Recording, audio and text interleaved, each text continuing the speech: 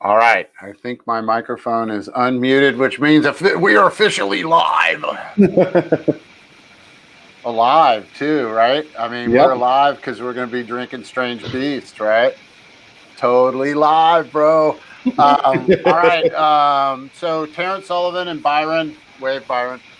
Hi everybody, how you doing out there? So tonight we're going to be drinking. We're going to be drinking Strainge Beast, and we're going to be talking to some of the people that are behind the magic of this new beverage from Sierra Nevada, hard kombucha. It's actually under the Chico Fermentation Works, and so we're going to start it off with Maggie from our graphics department. Tell us a little bit about what you do, Maggie, and a little bit of your background. Yeah, my name's Maggie Ramey. I've been with the company for a year and a half, almost 2 years now, and I do a lot of illustration, hence why I drew our beasts. Hooray. You're the creator of the beast. And Will, if you could talk a little bit about what you do. I work in the research department, and on the kombucha project, I primarily worked on balancing the beasts and making our mother culture to make the kombucha. So we looked into all different types of different kombucha profiles and flavor profiles to make our mother, and then optimizing it and scaling it up to production. So you would say you tamed the beast? We all tamed the beast. We tamed it together. All right, that's awesome, awesome. And James Connery. Okay, well, I'm in charge of all of the new development. Ken and I went to Kombucha Con, and when we came back, there's a con for everything. When you went to CyberCon too, I could see. Hold on, wait, here it is. Yeah, you went to CyberCon. And Comic-Con, but that's a whole other story. Okay, go ahead. Sorry. No, yeah. When we came back from Kombucha Con, he wanted to make kombucha. So my team set out to do that, and we worked with Will and hundreds of 5-gallon buckets and a lot of fun and a lot of funky tasting things. And it's we've been the ones to figure out the production aspect of scaling up and all that good stuff. So cool. And so before we get started, though, let's just crack open your. Oh, Maggie's already open. I'm going blueberry. Too. All right, cool. All right, you're doing okay. What is everybody drinking? Just so we know. So we have 3 flavors, right? So we'll go through. Hibiscus. Okay. And James is having the same thing. You're having the blueberry. Acai. I can never say it. How do you pronounce that anyway? Acai. Acai. I've heard 13 different pronunciations, but. And Will, which one are you having? I'm doing the ginger lemon hibiscus. Oh, I'm the only one with the passion fruit orange. All right. All right. Here we go. Let's get strange. We're getting strange. Getting strange with it. All right. So let's get into this. So you touched on it, James, how we kind of got into dealing with kombucha. I think one of the things that we will all agree on is where Ken really found his passion with this was it's a fermented beverage, and it's been around for thousands of years, but not on a commercial scale. A lot of it was kind of almost homebrew type stuff, right? Oh, very much so, yeah. And I mean, even now, the people that we would look at as companies making kombucha are still very, very much so in the infancy of what we would consider craft brewing was. So it's pretty cool. Right, and so that is so a little bit. How is it made? Will, you want to talk a little bit about how this is actually made? Yeah, sure. So it's definitely a brewed beverage. So you brew tea as the first step. You make sweet tea, which is generally a combination of different types of tea. Green, it can be green, black, white tea. And after you make the tea, you add your sugar. And when all that is cooled down, You add it to a fermenter or fermentation vessel, and then you inoculate the kombucha. And when kombucha brewers actually call it backslopping, which is kind of a weird word, but we call it It doesn't sound inoculation. appetizing. Does not sound appetizing, but the beverage definitely is. Yeah, beverage definitely is, but kombucha brewers call it backslopping. So it's taking a portion of what's called the mother culture, and then you take a portion of the mother culture and you inoculate it into the fresh tea that you made that has tea and sugar, and then you let that ferment.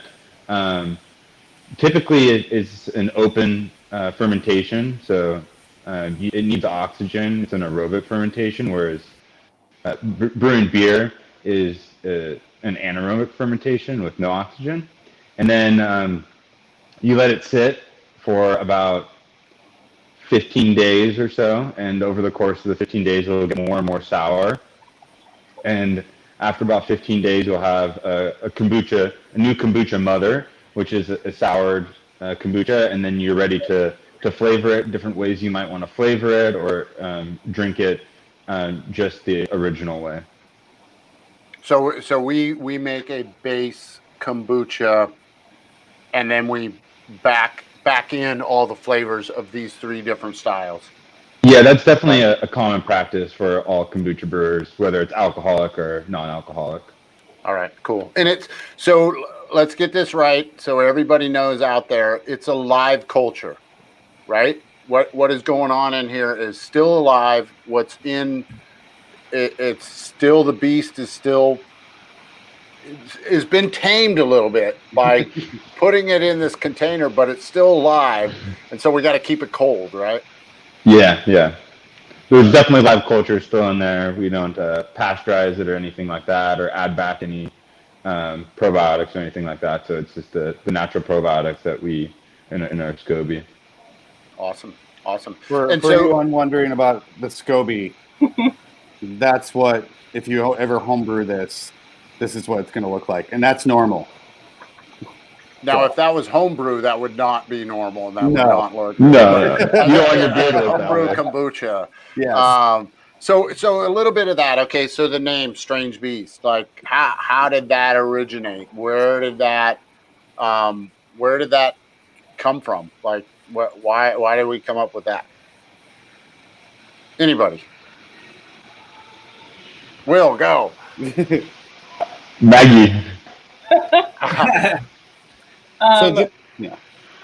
They were talking a lot about how, the fermentation process and the SCOBY is like a beast in itself. And Connor, our marketing and design manager, was approached me with this beast idea, and at first I was like, huh? But it turned out great, and it's worked out pretty well. Yeah, and so how did that? Okay, so we got Strainge Beast, and you're a designer, right? So you're all left brain, right? I told you I was going to bring up brains, right? We did. Okay. Yeah. We got Will and James. They're the other side of that brain. So you're creating this, and like where are you going with it? I mean, tell us a little bit about how we kind of create labels and how that process. I've filled out these, and I will actually kind of tell everyone. I literally filled out a one of your creative briefs, and I wrote, it just says love, and you guys came back and said you can't say that, otherwise we'll put hearts all over the label. So what in this instance, where did your creation of, which I think is amazing artwork, on all these, everybody show, I'll wait, I got to get it just right. So yeah, It's a glare, but yes. yeah. So where do you start with that? Pencil, paper? Yes, literally pencil, paper. Start with a lot of tiny sketches of a lot of, basically, so the idea was we wanted to make this beast made out of the ingredients themselves.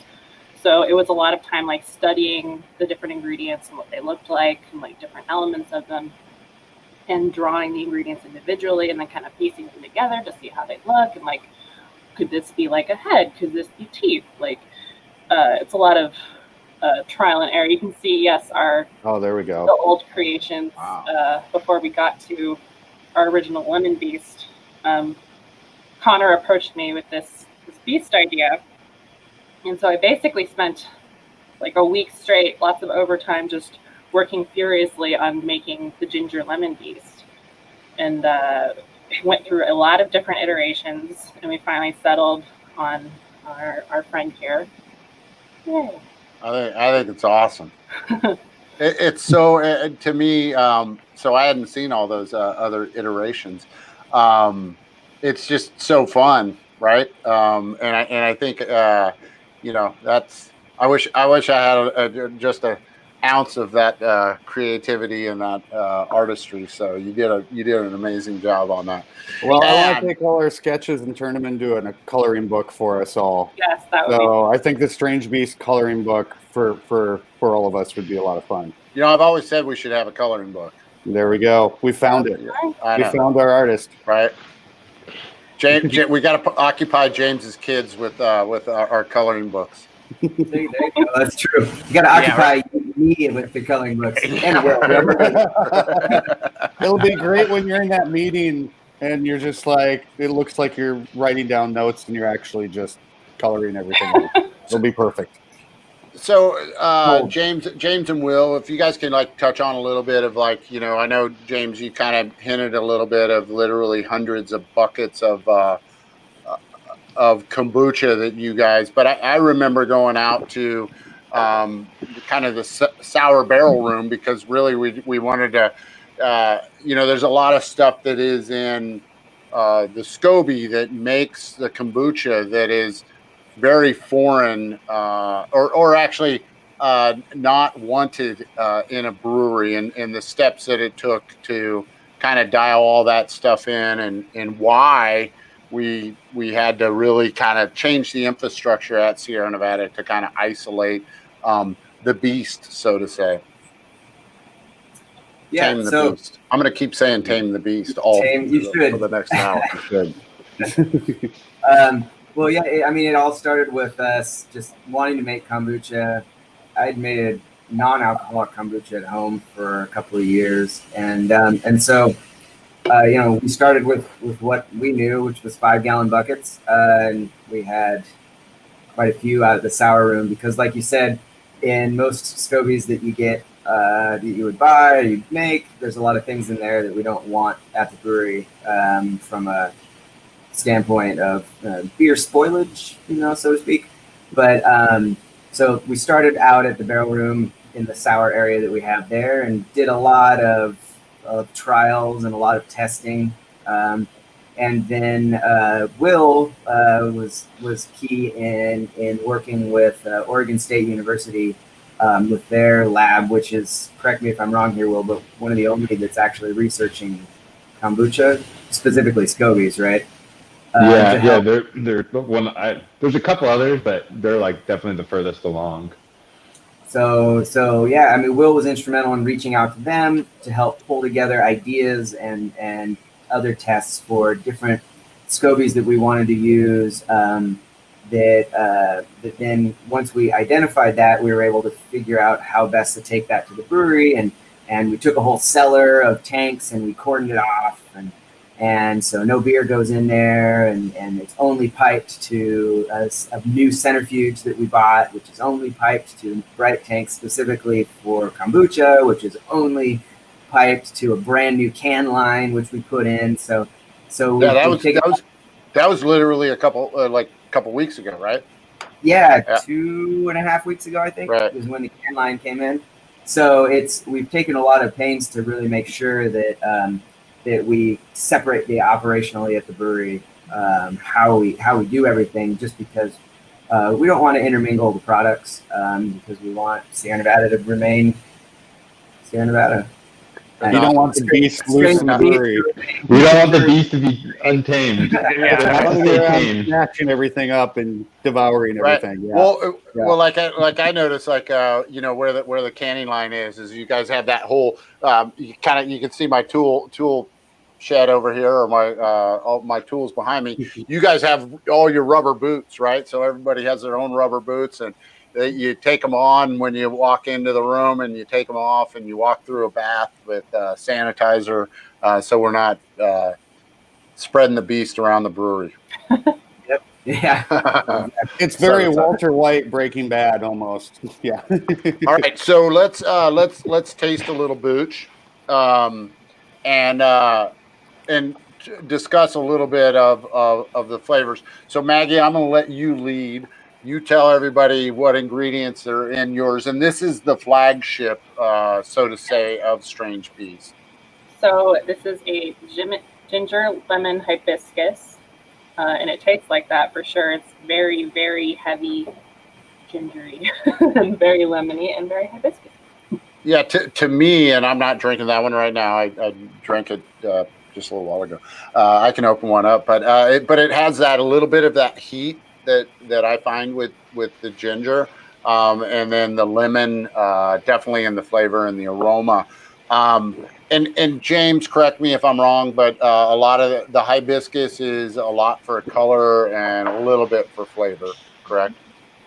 Yeah, hibiscus does give some flavor, a little kind of florally, fruity almost sometimes. So for me, it's kind of the back end, just a little bit of sweetness and a little bit of like a floral flavor, but a lot of it is for the color as well. We really wanted some bright color in there too. The color looks really cool, especially in the glass. Really. Yeah, it does. Absolutely. So James, how do you add that? How do you add the hibiscus? Magic. We use it. If you're gonna say a torpedo, that is magic. Absolutely. So. We use a torpedo. Yeah. All right. So yeah, we get whole or I guess really rough cut whole dried hibiscus flowers, and we stuff a torpedo full with them and circulate the kombucha through, and we that's how we get it. And it's like a 24-hour extraction, I think, somewhere around in there. Cool. And Will, what? So when you're adding the lemon, you're adding lemon purees and ginger. Yeah, the ginger is a ginger juice, but all the fruit, unfortunately, has to be. Well, fortunately, I guess, because the concentrates taste the best usually. But it's a concentrate. It's a juice concentrate, and the concentrates sometimes even smell and taste better than regular juice, to be honest. And so we just found some like really, really high quality concentrates that taste amazing, that are have a lot of depth to them, and don't just taste like one thing. And then they get added, and they really kind of expand the flavor. Yes. So, one of the things we talked about, before we came on the air a little bit of like how do you drink this, right? You can pour it in a glass and you can drink it and cold. You got to store it cold.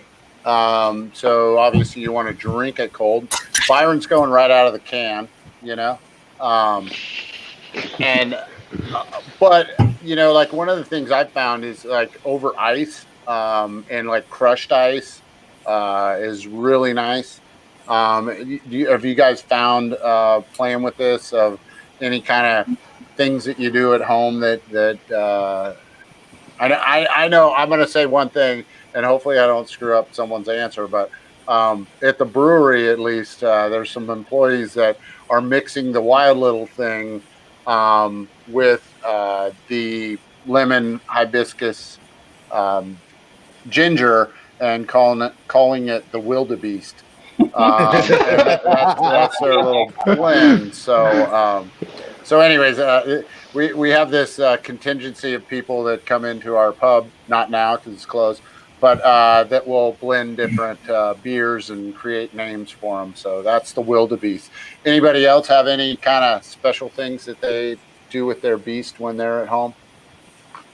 Speaking of That was a loaded question. Phrasing, Terrence, phrasing. Yeah, no, I will say that this this is one of my favorites, and one of the things, if I've been maybe up too late the night before, I might make myself a little mimosa with this, and maybe a little dash of vodka. So yeah, I mean, what you do with your beast at home is It's your own business. Yep. If you want to share.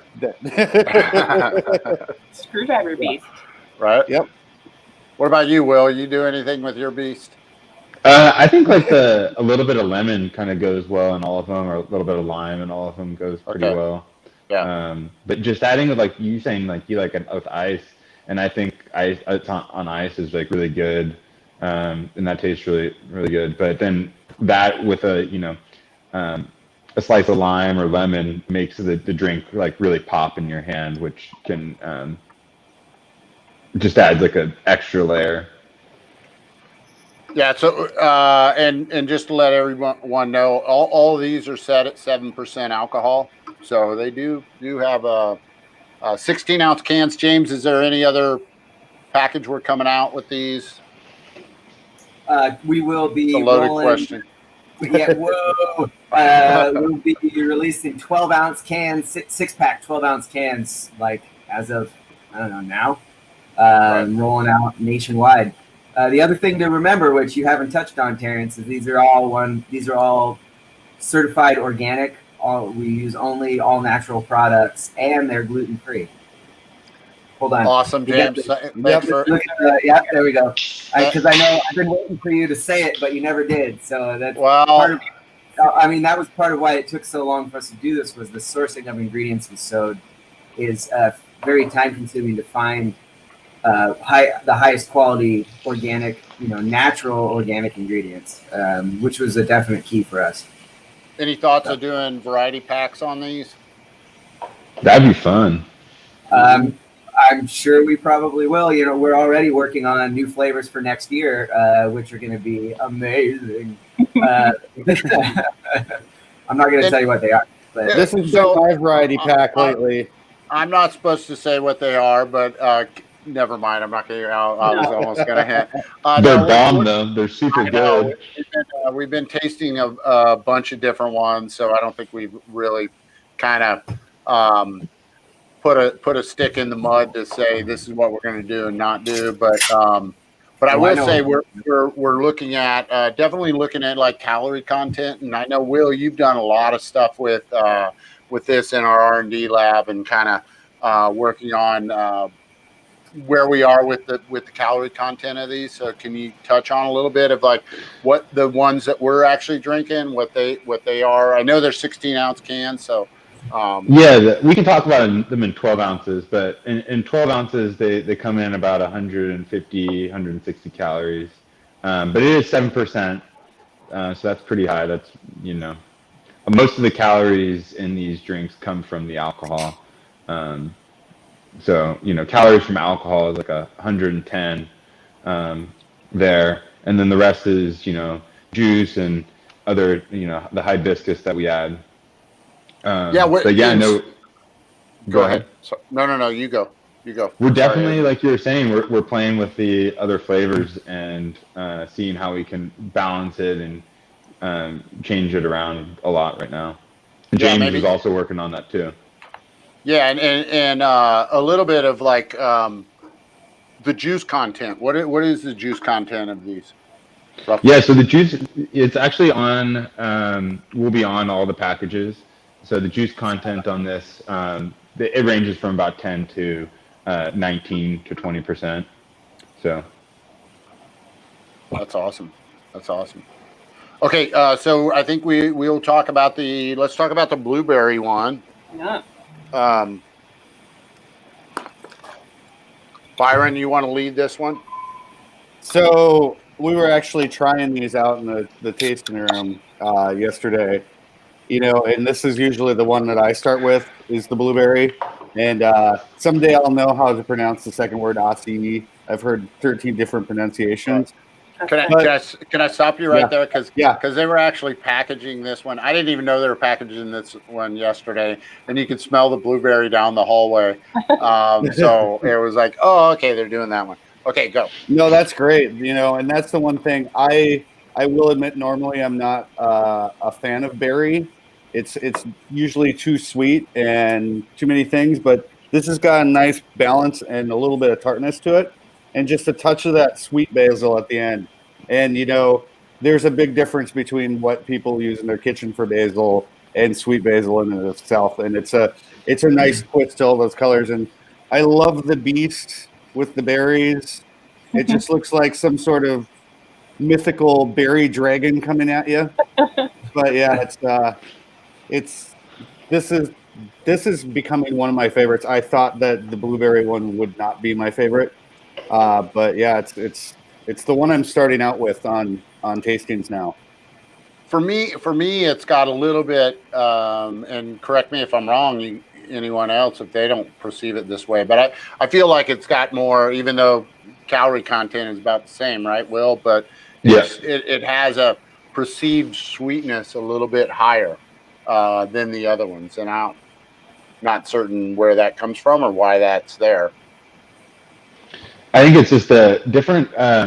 Well, this one definitely has a lower acid content than the other two flavors, so it definitely can be perceived as a lot sweeter, even though, like you're saying, they're all really close to the same calorie content.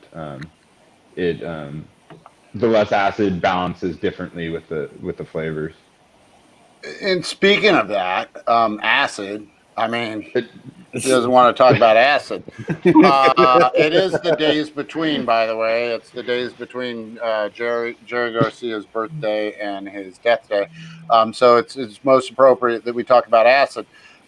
So, Will, when we're dealing with the SCOBY, there's different acids produced, right? Mm-hmm. I mean, from the bacteria that is naturally in a SCOBY.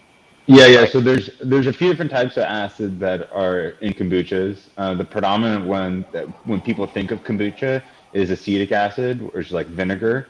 And so when you get some other like non-alcoholic kombuchas, you can really oftentimes really taste the really strong vinegar note. And for some people, that's off-putting. So when we worked with OSU, we were really trying to come up with a different ratio of acids and different ones. And the one that we really like that's in kombucha is called gluconic acid, and it has a really smooth and soft bitterness. And it's not very pungent or anything like that. So that's one of the reasons that our kombucha is so approachable, is because we've preferentially ferment towards gluconic acid, and we think it's a better acid and has a better flavor profile. But you still have to have the other ones in there, right? You got to have a kind of balance of where you want to go with it, right? Yeah, definitely a balance is still important too. So there definitely is still acetic acid, and a lot of acetic acid in our kombucha. Just not so much where it's balanced, where it's not so much where you're getting a huge vinegar note. Right. And that lets you taste all the other flavors in there too. Like if you get too strong of a vinegar, is really overpowering. And if you get too strong of a vinegar note, then you won't be able to taste all the blueberry, and you probably cover up all like the delicate notes like the basil and the acai. Yeah. I got a fly that's right here, and I think he prefers the blueberry because he's all over it. See him? See him right there? Yep, there we go. No, I love the sweet basil at the end. I didn't know that was different from any basil, but yeah, I love the end note to it. And yeah, all these, I'll have to admit, when this project started and there were hundreds of buckets everywhere, I was kind of like, kombucha, really? Like, I've tried kombucha, and I was like, I don't know about this, but it went down the pipeline, and it's kind of like those things with, like I've mentioned, with other things that I've tried, sour beers, or tried, just anything like that. It's like, oh, that's what it's supposed to taste like. And, Right. you guys spend a lot of time taking all the crazy, well, not taking the craziness out, but just streamlining it so we can make shelf stable, great drinkable product. Because sometimes I've heard people go, "Oh, I don't drink more than one kombucha," and it's like, yeah, because I've had some homemade ones that homebrewers have made that is probably close to just drinking apple cider vinegar, and that's not exactly. I don't know. If you're into it, that's cool, but it's not something that I can drink a lot of. So, yeah, Right. hats off to y'all. Absolutely. So I never tried the blueberry right after the ginger before, and it really helps. Like it's just a more subtle, sweet flavor, and I love both of them, and it's a really good contrast. Mm-hmm. So, and before we talk about the last one, the orange passion fruit or blood orange passion fruit and hop, I don't know. This has been, and I'm going to be honest here, right? We'd expect nothing less. I know, right? Foot in mouth. No, no, a little bit of like, and James knows this. James has probably worked with me longer than anybody else on this on the screen, but I have a lot of traditional brewing background and aspects and things like that, and this has been a project that we have taken on that I think we all should hang our hats on, because it's just amazing the quality of this hard kombucha. To me, that is absolutely amazing, and I have things in my career that I hang my hat on, but I kind of wanted to know from at least James, Will, and Maggie, like in your career, how does this rank? Because I just want to express to everyone the amount of time and energy that everybody put in to do this project, and James hasn't touched on this since you called me out, James, not saying something. Our last presentation we did on this was how we kind of did all this stuff in the matter of about 2 months of like scramble to get this kind of ready and going, and COVID kind of hit and put a little wrench in it, but now we're on national distribution of this, and so kind of speak to that of like Maggie a little bit about the artwork, and Will, like the other projects you've done at the brewery, where does this rank? And James, like creating this amazing drinkable hard kombucha that is I don't know, out of this world. Go, Maggie, you go first. Okay. Yeah, it's definitely one of the top projects I've ever done in my life, I've ever worked on. I definitely did not expect to be, drawing monsters at my work when I started here. I'm extremely happy about it. Like I have a background in video game development and concept art, so this is like right up my alley. I love it. I love it so much. So I got an idea. Oh. Yeah. Okay, go ahead. But yeah, I put a lot of time and energy and love into this, and everyone did who's been a part of it. It really shows, because it all came together to make something really special, and I love it. Do you think? Okay, that's my idea. So I do this. This is for Carrie Kay that works at the brewery. When she has an idea, she just does this, so she remembers it and doesn't forget it. I have to do that all the time because I forget shit all the time. So Maggie, are we going to create a video game around the different beasts? Because I think that would be amazing. That would be cool. Right? That would be really cool. Or at least a cartoon, and I don't know. If you look on the website in the desktop version, all the beasts are animated actually. So go see them in motion.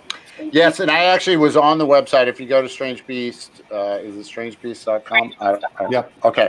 All right. So if you go there, I think eventually there's going to be a store, because we have some merch coming out relatively soon. So I'm glad. Stay tuned. Yeah. I think we could, and correct me if I'm wrong, Maggie, I think we can do some amazing like wearables and other different stuff behind this. Things are planned. Yeah, cool. What about you, Will? I know you worked on other projects at the brewery. But... Yeah, I've worked on a lot of other projects at the brewery, but this is definitely was the one that was the most fun for me. when we first started the project, we were tasting all different types of kombucha. We probably tasted like 300 different brands and types of kombucha from all over the country and the state. So I kept imagining how like what it might taste like as we get closer and closer. And I was like, if we keep, put all of our, fermentation and brewing knowledge into something, then into a kombucha, at least I could just like imagine how good it will taste. And then, about a year later now it's actually like in a can and it actually is like finished and it tastes like better than I thought it was going to taste. Right. Yeah. And so like seeing something like that happen is just so cool. So just like, the end product was just amazing. That's awesome. What about you, James? I know. Aside from like working with me for all these years, going to lunch with Dressler and I, and this has got to rank up there, like just behind working with me and going to lunch with Dressler. Yeah, it's like one knot from working with you.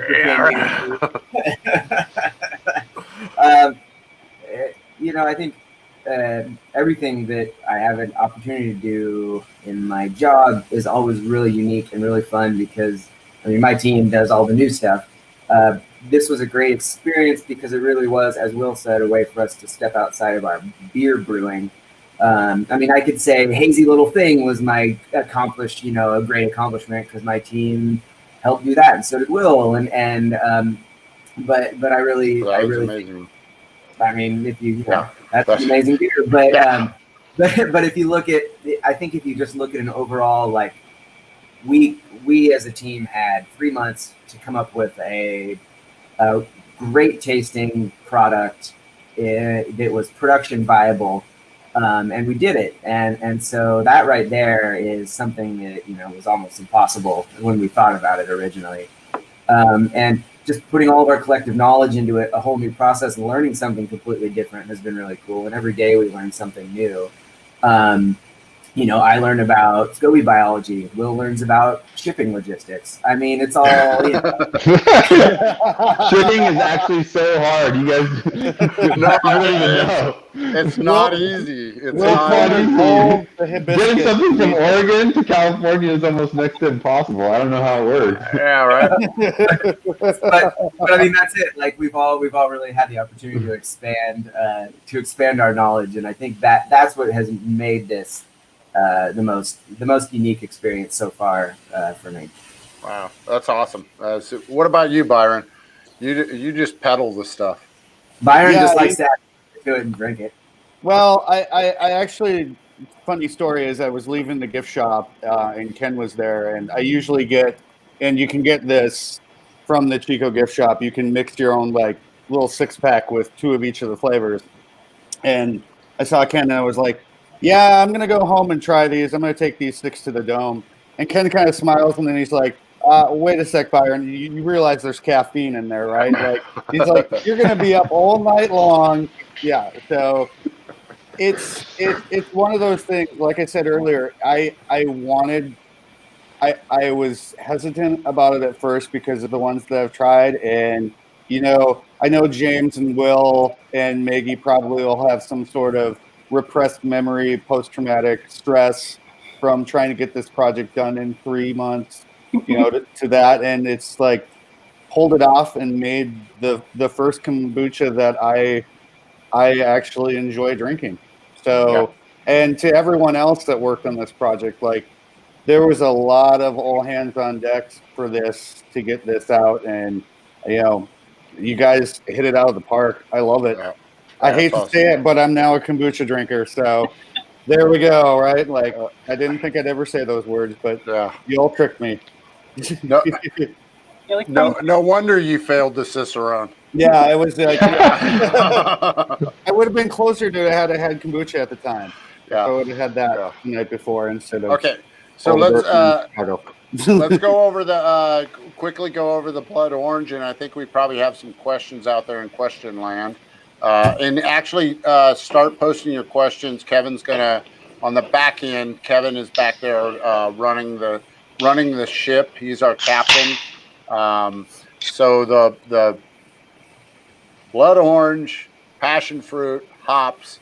What kind of hops are in there, James? Organic ones. Organic. Yes, organic. Hey, Organic great. Mosaic and organic El Dorado hops. Where did you get those? Ooh, that's nice and hoppy. Yeah. Where do you get organic El Dorado hops? From That's an amazing. organic farmer Yeah. of El Dorado. Organic hop grower. Maybe could it be? No. No, maybe. No, I can't remember exactly who Okay. our supplier is. I probably shouldn't have done that, but anyway, I already did it. It's too late. We can't go back. All right, what is everyone getting off that? For me, because I already drank mine, so I'm done with mine. You drank all of it already. I did. I drank the whole thing. But the passion fruit to me like really screams out of this one, and like that kind of back end citrus of the blood orange with a little hop aromatics in it. So, what does everybody else get? I'm the same as you. I get really big passion fruit, and then a lot of orange, kind of in the mid palate or the mid drink, and then the hop aroma, and then the kind of hop flavor is there. It's not overpowering. It just melds really well with everything. Yeah. I get a ton of flavor that we want in our beers that is so hard to get sometimes. Like we just want a bunch of passion fruit, and that's so hard to get. But man, it's super tropical. Yeah, absolutely. What about you, Mac? It weirdly feels like the sweetest to me, which is amazing because the hops in it. But like, the passion fruit really just levels everything out. Sorry, I've never asked you if I can call you Mag, but I just called you Mag. That's fine. Okay. Tara. That's the nicest nickname he has. Yeah, right. Tara Bear. Yeah, there's been some other bad ones. Tara Bear. As you can imagine. Anyways, all right, I think we're probably ready. There was something I was going to bring up, though. See, I didn't do this to remember it. Anyways, let's do some question and answer if we have them out there, Kevin. If not, we'll keep rolling. All right, who wants to be the reader of questions? Byron, you read the I'll questions. go the first one. Question for Maggie: which beast was the hardest to draw? It's kind of a toss-up between the blueberry and blood orange. These two took a lot longer to draw. There was a lot more trial and error and figuring out which ones we wanted to do. For a long time, we kind of were trying to make them look like animals that were made up of different flavors.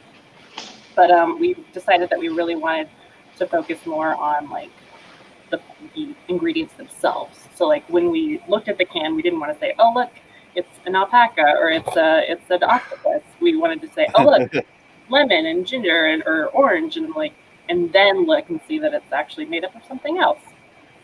Yeah, so you were saying that, and as you were kind of talking, and I'm looking literally at this can, right? This can. Yeah. And I'm going, okay, I can see the lemon ginger, right? Because ginger and show that picture again, Kevin. The ginger just fits into, the ginger root fits into the body of the creature, right? Or the beast. So with these, you gotta kind of, okay, how am I gonna do that? So that's pretty interesting. I just noticed that the flowers are beasts too. They got little beady eyes. Yeah, they got like little eyes that you see in the dark. Yep. Yeah. That was one of the most fun things about this project is all the little details we could sneak in. So like people would want to be drawn in to look at this thing and then see little details like the passion fruit have tongues and they've got little eyes on the side, and like just the little details of this project were so fun. Very hard to draw, especially all the vines on this guy. They're very tiny little details. But I had so much fun with it. It was great. Yeah. Oh, look at that. That's a cool one. Oh, yeah. Oh, yeah. Of the blueberry and orange. And what we actually ended up doing was I separated out all those elements, all the little assets like the blueberries, and then we pieced them together in different shapes until we got something more like this. And it worked out. Cool. Well, that's really cool because, I mean, just to see those, because I haven't seen those. So, what is your drawing process, Maggie? Like what? So like, I don't even know what that means. Right. Kevin just asked me that question to ask you.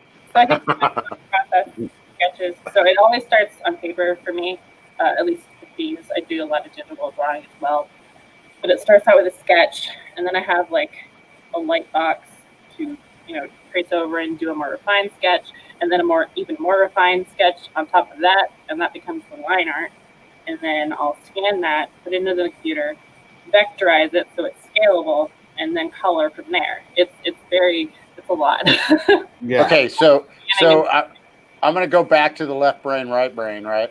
And I'm gonna ask James and Will and well, I don't know, Byron, you're probably more left. Are you more left brain or right brain? I'm more left brain because I actually understood every word Maggie just said. Yeah. And, what about you two, James, Hector, Victor, Will? And yeah. Definitely right brain. Okay, James. Okay, so because I think I'm probably more I'm more right brain. I vote left, but did I get that in there? I'm sorry. Anyways, but do you guys I mean, as far as artists compared to like me, a lot of my thoughts and ideas come up in the middle of the night, or I'm a shower person, right? So literally ideas come up in the shower. I'm scrubbing my hair and I'm like, oh, okay, yeah, we should do this or that. Where do you guys get your ideas? I'm kind of the same. It will strike me at the most inconvenient time, and then I have to stop everything and write it down on the extremely long running list of ideas on my phone. Will, are you gonna even touch this? Are you guys gonna even touch this? You guys are like, I scared you, didn't I? Sorry. Go ahead first, James. Well, yeah, I mean, I don't have a particular shower process where I, ideas come to me. I mean, much just like Maggie, I just write them down when I think about things. And then bring them to the group, and we work on them that way. That's cool. Well, yeah, it's very much science and art. Oh, yeah. Go ahead, Will. Yeah, I'm a science guy, so it's a lot of the data, leads the ideas of where we're going with different types of things, and so. Oftentimes it can take a really long time to interpret what might be going on, but so I just can't stop thinking about it until I figure it out, and then and then there we go from there. Do you go straight up science nerd? Would you go science? Yeah, I go straight up science nerd with it. Okay, yeah. All right, okay. That's cool. All right, Kevin, we got another question in there. Oh yeah. Oh, what is the wildebeest? What is a wildebeest? So, Terence, do you want to take this one? Well, I don't know. I just only know a wildebeest as being half wild little thing and half strange beast. But I think everyone was doing that. Yeah, everyone was doing it with the lemon hibiscus ginger because that's the first one that we had on tap in the pub. And we were doing those. My wife and I were blending those here in the house. And there's definitely. I encourage you, if you really want to try the perfect wildebeest, you got to buy a 6-pack of you got to buy a 6-pack of everything we make, but you should buy a 6-pack of each of those and do a little experimentation because you can kind of go a little too far in one direction on the blend. So it's relative, it's whatever you find enjoyable. Yeah. Thanks, Ron. I really appreciate that question. All right, William Whalen. Hey, you probably already talked about this and I missed it, but how did you guys decide to make a kombucha beverage, and how long does it take to go from idea to on the shelf? We did cover that. Wait, put the question back up there. I got to read it again. Thank you. Okay. James had mentioned that him and Ken had, they were kind of, we were looking at other beverages to look at and to feature, and Ken kind of fell in love with the idea of kombucha. Plus, he was actually drinking. That's a loud truck driving by my house. He fell in love with drinking kombuchas. So that was kind of a natural, the fact that it was actually a fermentation process. But him and James had gone to Kombucha Con, and I forgot the last part of that question. How long? Oh yeah, how long? We actually rushed it through, James. What do you say? 2 months, maybe 3 months of getting to final. It was about 3.5, 4 months to a recipe that we kind of had submitted, and where we had draft beer that we were going to release, and then the wonderful and much loved coronavirus struck everybody, so the bars closed down, which then pushed us out a little bit from a release standpoint, because draft wasn't really going anywhere. So then we were able to run cans a little while after that. But I mean, cool. The first plan was all about 4 months, 3.5, 4 months for a draft release, which was ridiculously fast for what we did. Absolutely, it was daunting, to say the least. But that's kind of the Sierra Nevada way, right? Yeah. Oh yeah. Yeah. All right. All right. Victoria Davila, watermelon flavor, please. Victoria is on. She's on it. Does anyone know Victoria? Me. Okay. I knew it. She's another in the house of Sierra. Friend of mine. James, I'm gonna cheat here. Andy is gonna kill me. We have done some experiments with watermelon. We've done experiments with almost every flavor you can think of. I know, but that's been kind of a front runner, right? It's a nice. James, you're not going to say it. I'll say it. It's been quite nice. So I would not be surprised if that is somewhere in there. Yep. Sorry. Hey, transparency. All right. Really good. Tom Blix. Wow, Tom. Dang. All right. Have you thought about a high elevation kombucha where you push the alcohol to 10 to 12%? Ooh. Okay. I'm gonna lead James down this discussion, because we've actually talked about doing some barrel aged kombuchas that could get us somewhere in that range. Ooh, barrel aged tequila. We haven't. I don't. James, you guys probably haven't. I know, but you haven't experimented with higher ABV volumes yet, right? No, I mean, we're kind of going in the opposite direction for experimentation, but we will, at some point in time, I am sure we will play with higher alcohol in the 10 and 12 range kombuchas as well for fun.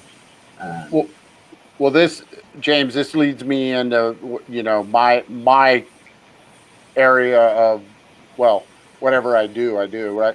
But what I do at the brewery is a lot of it is like small brand stuff. So this would be a really fun thing for e-commerce of, experimenting, see if people actually really, first we're going to drink it all, and then we'll put it into 16-ounce cans and see if other people enjoy it. But we've actually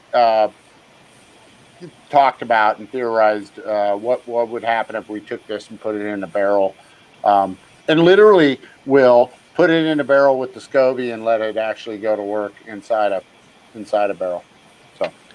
So next art project is the Beast coming out of a barrel. Yes.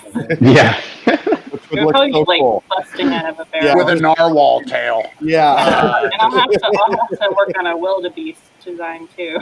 Oh, there we go. I know someone that's going to be really happy about that. You just So if I had to ask, like each of you, like, is there a particular flavor ingredient or something that you think, without tipping our hat, that we should maybe look at? I mean, what sparks your interest? James, go first. I'm going to put you on the spot. That's not fair. I know it's not at all. Andy, I'll tell you what. Andy Gurgen, who works out in Mills River, he's the brand manager for Strainge Beast. He's probably just like cussing us right now. But I go like ahead, James. grapefruit. Grapefruit's a great flavor. All right. What about How's you, that? Maggie? What do you got? I think more like a melon would be good, like a cantaloupe or mango, Ooh. and something like that. Whoa. Sorry. I ripped my headset out of my head. Terrence is so excited about sweet beans. I know. The cantaloupe just got me. It's actually that's our Chico route guys have always said. Can you make a cantaloupe goza? By the way, that's your next thing, Jen. Okay. I didn't hear what you said after cantaloupe. I just decided like a mango or something. Okay. Yeah. What about you, Will? I think like citrus goes really well with kombucha. It's already kind of sour and like a citrus kind of berry kind of flavor. So some type of citrus and berry I think would be really nice. Oh, a strawberry would be great. Yeah, something Ooh, like strawberry or something like that. Yeah. What about you, Byron? You know, I definitely mandarin would be, but I think we already got that with passion fruit. And just in honor of the harvest right now, even though at first it doesn't come to mind, and you guys have all made all these, like, I didn't think I'd like blueberry. I'd like to see like peaches from the university farm, like maybe that flavor. I don't know why, and I don't know what would balance that out, but yeah, just to go in the ether. Yeah.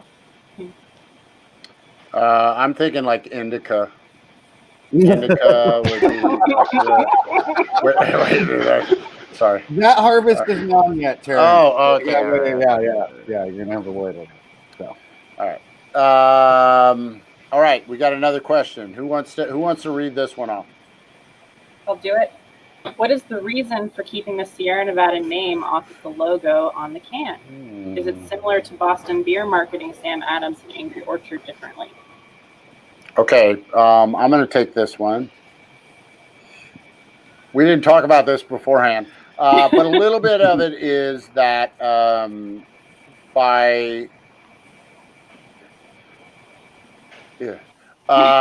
I'm going to say it. Anyways, we have Chico Fermentation Project is the name. It becomes a new entity. So we can literally kind of distribute it how we want. So as a Sierra Nevada brewing company, we are required to distribute with distributors that were contractually agreed upon, and some of that we kind of want to favor getting the beer out, getting the kombucha out there and getting it into the market and getting it stored properly. So actually having it handled properly at the distributor level where it's refrigerated all the time.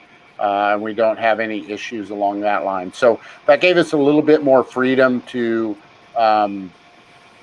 make sure it's getting to the right markets and getting to the right people. I mean, when you look at kombucha, it's kind of like craft beer I would say in the early 80s of, a lot of it went through wine warehouses and it didn't go through large distributorships.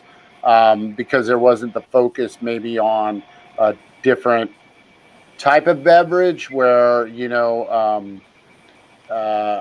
can get it into kind of more I guess like kind of focused liquor stores and things of that nature that are going to maybe push it and have it available for the right consumer.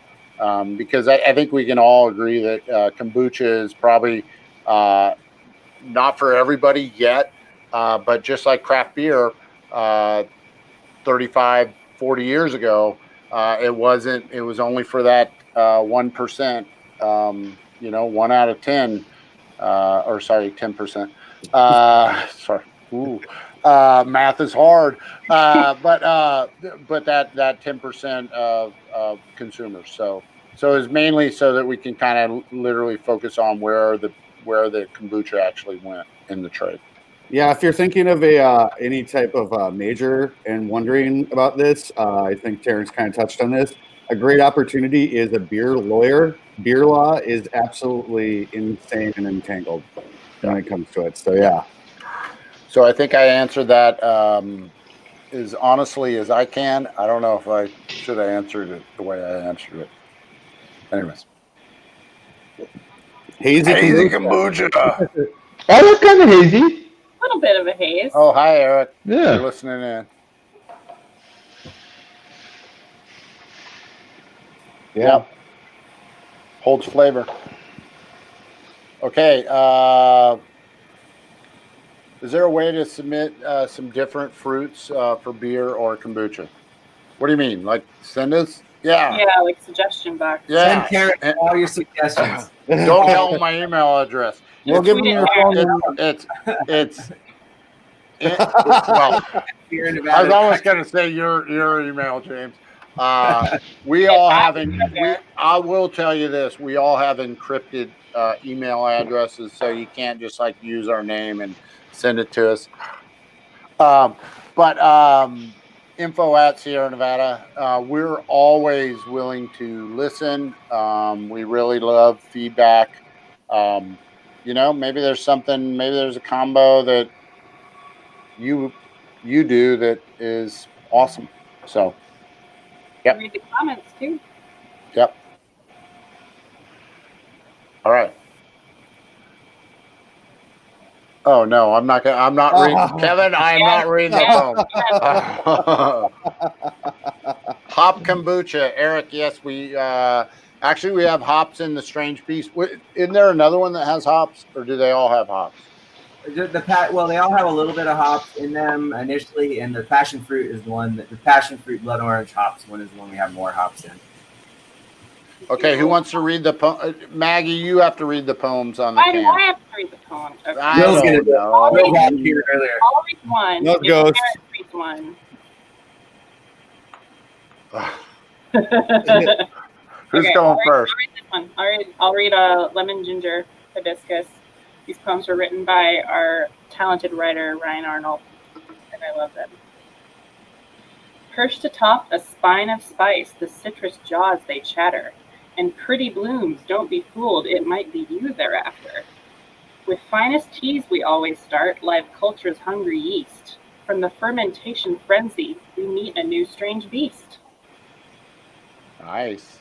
Byron, go. Pick one. He's been reading too much Something Wicked This Way Comes and too much Shakespeare and all those I things. think it works really well. I don't have my iambic pentameter, but I'll go for the blueberry. Twisting skyward, coy and sweet, with berry scales, two kinds. Its herbal breeze, such clever bait, to snatch you in wild vines. With finest teas, we always start, live culture's hungry yeast. From the fermentation frenzy, we meet a new strange beast. Okay, Will, you're doing the other one. All right, let me get it. Yeah, get your best English impersonation voice out Oh, yeah. for it, Will. Yeah. Untangle limbs that sway and dance. You did Yeah. very well. Yeah. You already did that Terrence, one. you gotta do it. Like that was super good. You did that one already, right, man? I did. Oh, you did. So which one am we missing? Oh, we no, haven't no. done passion fruit. That's the last one. Yeah, passion fruit orange. Okay. Okay. Untangle limbs that sway and dance. Untangled They gnash limbs that and sway and chop. dance. Terrence wants to See, read dude, it so Terrence, bad. you gotta do it with that accent. Do it Come so on. bad. He's like, oh no, I Right. couldn't possibly. They gnash a tropic song. It charms the ear, so move the near, a juicy trap so long. With finest teas, we always start, live culture's hungry yeast. From the fermentation frenzy, we meet a new Strainge Beast. There we go. Yeah. Sorry, Will, I cut you off. You lost your accent after like the second round. I know I could. The opening line is all I had. We need Alan Judge next time. He can. I know we do. We need him and Danforth reading these Yes. in like Shakespearean garb. I will pay to see that. Hey, that's not a bad idea. So where are we at? We're at the 5 minutes over mark. Oops. Are we done, Kevin? Do we got another question? Okay, who wants to read this one? Any plans for 12-ounce cans? Yes. Yes. Yes. 6-pack 12-ounce. Yes. Yes. Yep. All right. Cool. I think maybe we got it, and that's a wrap. Anyone have any last words? By the way, I do have last words. So this is now distributed nationwide as of when, Byron? As of August 3rd, which was Monday. Was Monday. Yeah. Which means, in your world, it's not on every shelf right now, but it's getting there. So it should be on shelves as soon as possible. And I hope you at least get to try it and give it a fair shake because I think, as all of us said, it blew our minds, and it's really, really nice drinking beverage. If you are looking for it, we have a website, strangebeast.com. We actually have a kombucha finder on there, and you can look it up, and it'll show you some stores that we distribute to. So You can look at all the illustrations animated. Yeah, which is a lot cooler. Yes. That's the next step. We have to get animated cans. Oh yeah, Oh. yeah. That'd be next level. Yeah. What if they walked into your cart? As you I think I love that idea. It's I too think we close should do to it. AI, I know. and then they'll I take over. That's kind of weird. All right, Maggie, thank you so much. Shout out, Strainge. Oh, yep. Shout out to Strainge Beast Social, at Strainge Beast, Facebook, Instagram, if you can. Boom. Boom. Will, thank you. Really love all the work you do up there in R&D. James, as always, pleasure working with you and having you on. Amazing. Byron, until tomorrow, Alpha Hop Society. Anyways, everybody out there in cyber world, tomorrow is Friday, which means today is your Friday if you're working from home. Enjoy, and I just made that up right now. Anyways, we will see you next time, and lots of love and peace to everybody out there. Cheers. Thank you. Bye, guys. Cheers. See you guys. Bye-bye. Okay.